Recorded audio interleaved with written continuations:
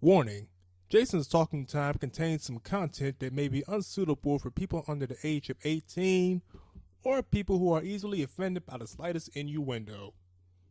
Listener discretion is advised. However, if you tune in anyway and get offended, please do not send any letters. If you do, I will just crumble them up and throw them in the trash.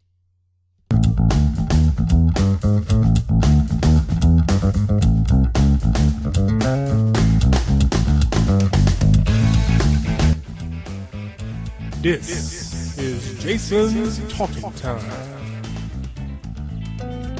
with Jason Kitt.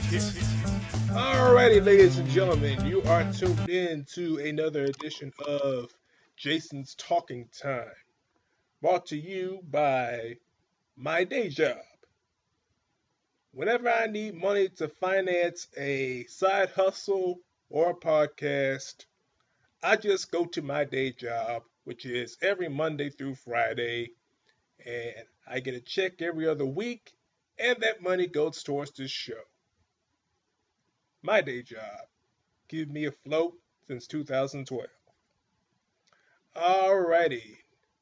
Now this week I want to touch base on something that's been in the news for the past couple of days, and I think it is being taken completely out of proportion. Now Steve Harvey, you all know Steve Harvey. He is no stranger to negative publicity, especially earlier this year when he went to Trump Towers to meet with Donald Trump and talking to Ben Carson over the phone. That was just a dumbass move there. But this time, I'm actually going to side with Steve Harvey on this because this is something that everybody can relate to, regardless of what it is you do for a living, regardless of your status, whether people know you or not. You have had to deal with this sort of happenings at one point or another. Now, recently, Steve Harvey had the misfortune of having an email that he sent to his staff on his daily talk show be released by some hackers. I'm guessing maybe Anonymous has something to do with this, or maybe a pissed off staff member probably did this, which likely might be the case because Steve Harvey just let go of his entire staff on the Steve Harvey talk show. Now, the thing is, Steve Harvey is planning on ending this show and starting another show out in Los Angeles. Because presently the show is being taped in Chicago, where Oprah used to be shot. Not exactly sure if it's the exact studio or whatever, but anyway, Steve's planning on moving shop over to LA, where he does his radio show. He does his radio show in Atlanta, but he's planning on moving everything to LA. The radio show, the talk show, and I think he might be doing Family Feud out in LA too. That I haven't got any confirmation on, but I wouldn't be surprised if he did. Steve is a very busy man. He's like the Black Ryan Seacrest. He is on everything. He is pretty much, you cannot turn on your TV anymore, day or night, without seeing Steve Harvey. And this has definitely taken a toll on him because apparently at the beginning of season 5, he sent an email to everybody on his staff saying, do not bother me. I got the exact, as a matter of fact, I got the letter right here in front of me. I will read exactly what it says from the article. It says, I'd like you all to review and adhere to the following notes and rules for season 5 of my talk show. There will be no meetings in the dressing room, no stopping by or popping in. No one. Do not come into my dressing room unless invited. Do not open my dressing room door. If you open my... Now, this is definitely, I am quoting this. This is in all caps right here. If you open my door, expect to be removed. Which means he is serious. He also goes on to say that his security team will stop everyone from standing at his door, and he wants all the ambushing to stop. That includes the staff. You must schedule an appointment I've been taken advantage of. Now, this is the part that really got my sympathy. I have been taken advantage of by my lenient policy in the past. So apparently, this isn't just Steve Harvey being an asshole. This is just Steve Harvey being, I'm 60 years old, I got 10 TV shows going on all at once, and I don't have any free time, so please leave me the fuck alone. And I seriously cannot blame Steve Harvey for feeling this way because believe me, I am a delivery driver and I have to put up with this crap every single day.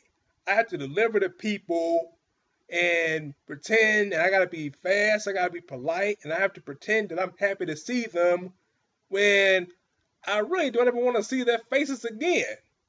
I've had to deliver food to people that I absolutely despise. And I've been taken advantage of by coworkers because I agreed to cover their shift one time. And after that, it's like they can just goof off now because they know that Jason's gonna pick up my slack. And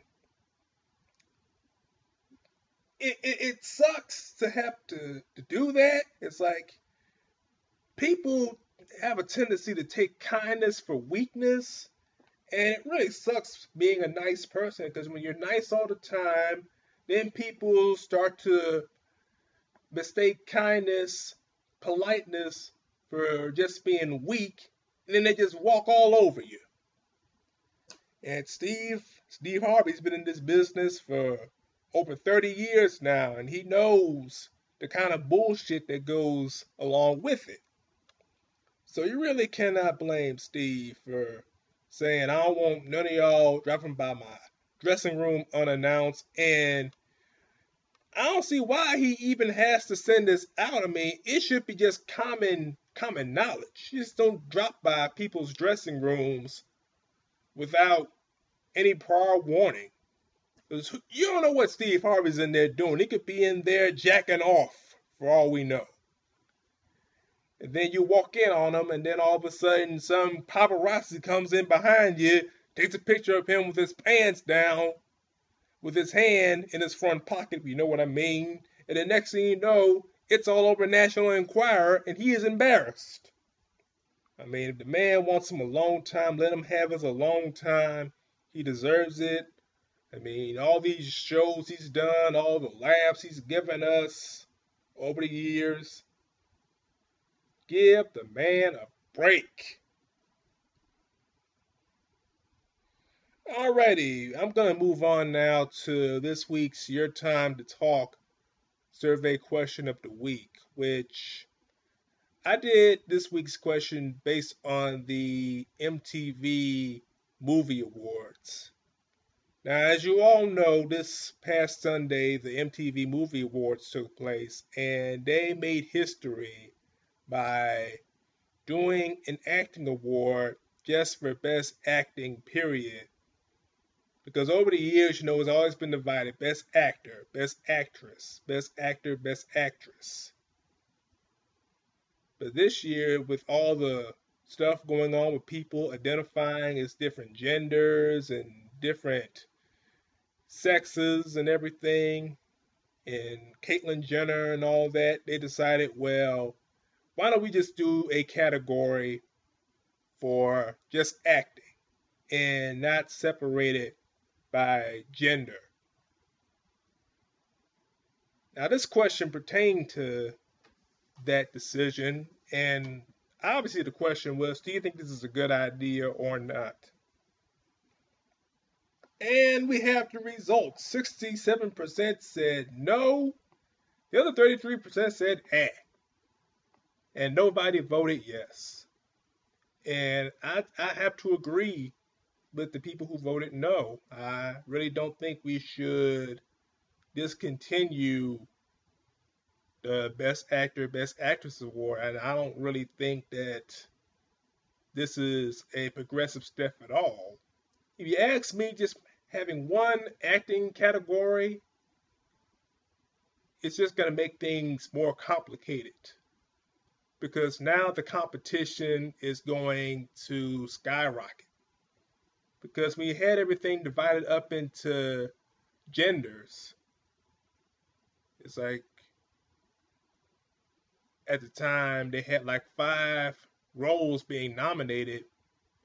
Now that's just going to make the competition even more intense because now you have to try even harder to get an award now because they're saying that, gender doesn't matter. And I still think that having different categories based on gender still matters because if you identify as a female, then you can be in the female category. Just say, I'm an actress. I want to be in the actress category. It's like I'd rather see a a transgender woman win Best Actress